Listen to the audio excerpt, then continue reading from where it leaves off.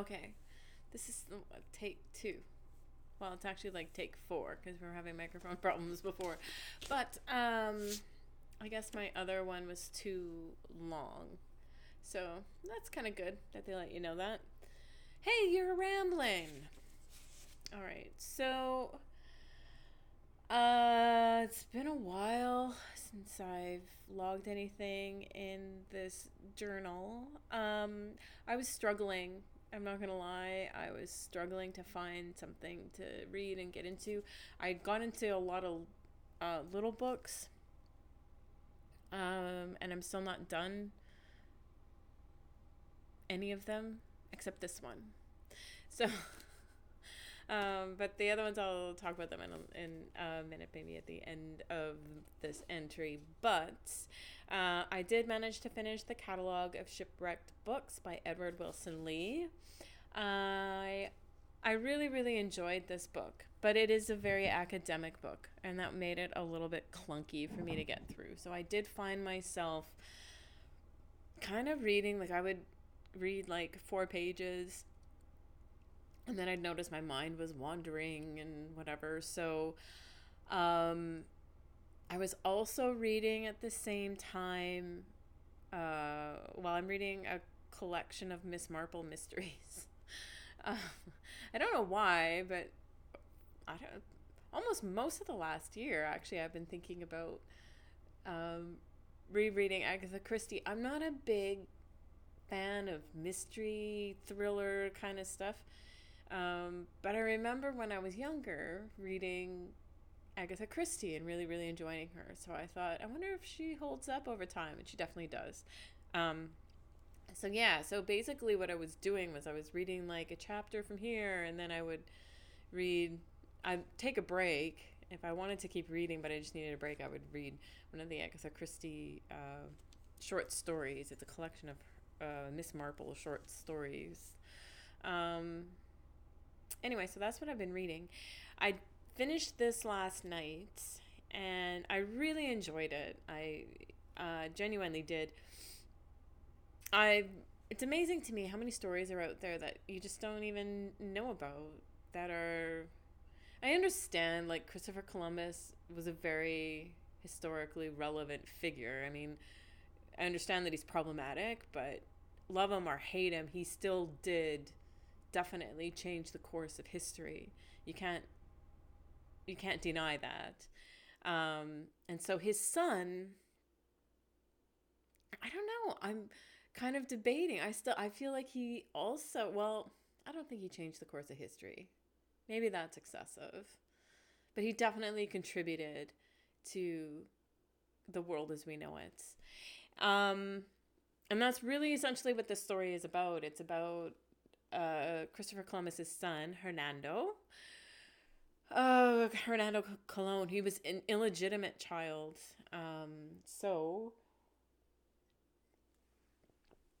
that actually had a impacted him in interesting ways. But he did go on at least two of Christopher Columbus's voyages. And so that's kind of where the story starts. In the first part, they talk about those voyages that he went on with his father, and then it talks about his life and how he did several things. One, he was trying to figure out how to accurately map. In part, he was trying to figure that out because he was involved in a lawsuit that had to do with, well, first of all, he was involved in several lawsuits against his family and defending his family. Also, though, there was a dispute between Portugal and Spain about who was entitled to the land that was eventually found. Like, they eventually figured out a way to circumnavigate the globe. And then there was some question about, because there was a treaty between Spain and Portugal, and there was some debate about which of those lands, which country actually was entitled to those lands, which of course is silly because there were already people there. They weren't entitled to anything. Hint, but but they were a bunch of white men, and they assumed that they could fight about this. Anyway, to argue in that lawsuit, Hernando was trying to find a way to more accurately map the world as they understood it using a grid system, longitude and latitude for large areas, or just a basic grid system for maps and things. So that's one really amazing and interesting contribution that he made. Another one was actually, well, there were two, and they're kind of related in a way, in a very interesting way. He was trying to collect all of the written information in the world. So 500 years ago, the printing press was invented, and suddenly there was just this glut of information. At the time, it seemed that way, compared to what we dealt with when the internet became a thing. It was probably practically nothing, but at the time it was certainly a lot. And he was trying to figure out a way to create a repository for all of that information and to organize it, right? They didn't have a system for that. And so he, in a way, like as I was reading it, I thought, hey, this guy is trying to figure out to create a Google, essentially, the low-tech Google, but that's essentially what he was trying to figure out how to do. A lot of this book is really like the world's oldest, biggest book haul. It's, it traces many of his own journeys. I actually mapped one of them on Google Maps. It's a book trade route that the route that was a natural book trade route that he took. He followed and he collected. I think on that one he collected like 700 or maybe it was over 1,000 books on that journey. And that they're just like, there's so many instances of that in here where it's just like, oh, and on that trip he bought 15,000 books, not 15,000, like 1,500 books. He was an excessive list maker too. And lists are always fascinating. It reminded me a lot of my mother, because my mother loved lists. I remember growing up, there was lists, random lists everywhere. I also love making lists, but I just find that I make the list and I forget where I put the list and I can't find the list and it's kind of pointless, but I do have lists everywhere as well. Anyway, so that's what the book is about, was his efforts to do that. The reason it's called the Catalogue of Shipwrecked Books is, unfortunately, he had tried to ship one of his book hauls back home, and that ship went down. And so he no longer had those books, but he did have the catalog that he had made of those books. And so there's a whole section in one of his catalogs that is marked as these are the books from the shipwreck. So that's where that title comes from. Yeah, I mean, it's an interesting read. Like I say, it is very academic, so it was a bit clunky. One of my favorite quotes from the book was actually, it's a quote from the author, not from Hernando himself. But the quote is that God is the name we give to the possibility of order. And I really like that idea. I just think, I think it's so true. Like, didn't we as human beings create the idea of God in order to comfort ourselves in the face of chaos? Like, that's just precisely exactly what God is, I think, in many ways. I really found I found it really relatable, just because, I mean, I can't imagine. Right now, I believe I have somewhere around 400, somewhere between 350, 400 books. And I'm in a constant quandary with myself about,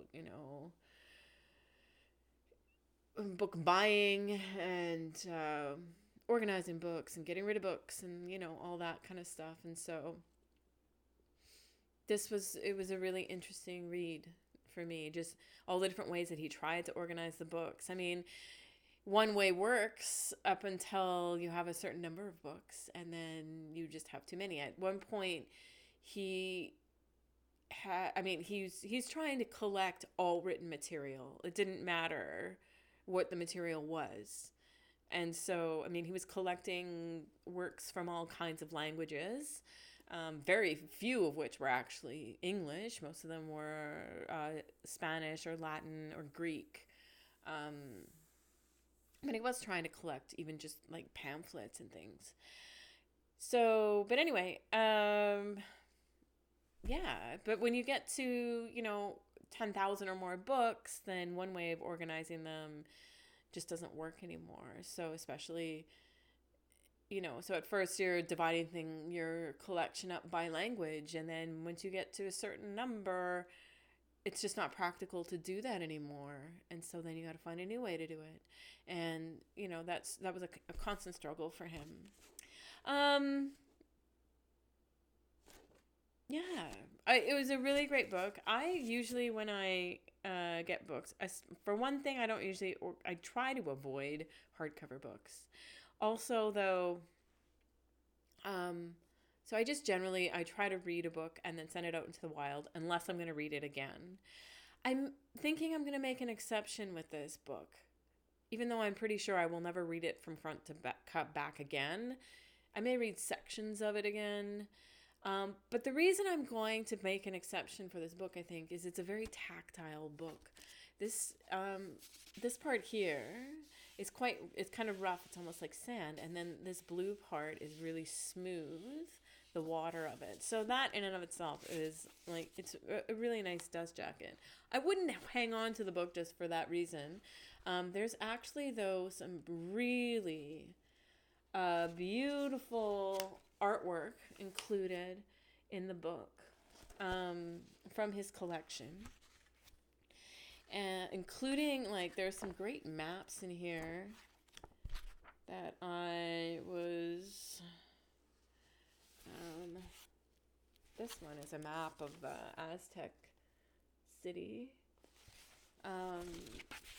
but there's also some great color, like there's great maps in here. There's also some really great glossy color art in here included as well. Here we go.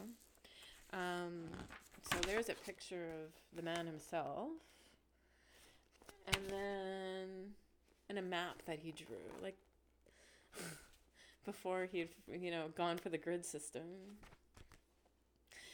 Here's some more. This is Charles V at his coronation. That robe apparently was already over 700 years old. Anyway, so there's just some really, like, gorgeous pictures and things. So I think I'm going to keep this book just for that reason, just because there's some really beautiful pictures in it, and it is just a lovely tactile book. And I do think there's sections of it that I might want to refer back to, some stories that I might think, hey, that reminds me of this story, but what are the details of that again? And I may want to go back to it for that reason. I don't think I'll reread it. I do think it is worth the read. I would give it a 3.5 just because it was kind of clunky and a little bit hard to read. Right now, I got to wrap this up. Right now, I'm still listening to Michelle Obama's Becoming. I'm trying to get that wrapped up so that I can download. I have downloaded, but I can't download it onto my tablet because I don't have enough room. Maria Abramovich's new autobiography. I'm very excited about that. She's one of my very favorite modern artists. And I haven't completely decided yet what I'm reading next. It's going to be fiction, I think. I just need a little break. So I'm going to go and figure that out right now. Yeah. I'm going to leave it at that. Happy reading.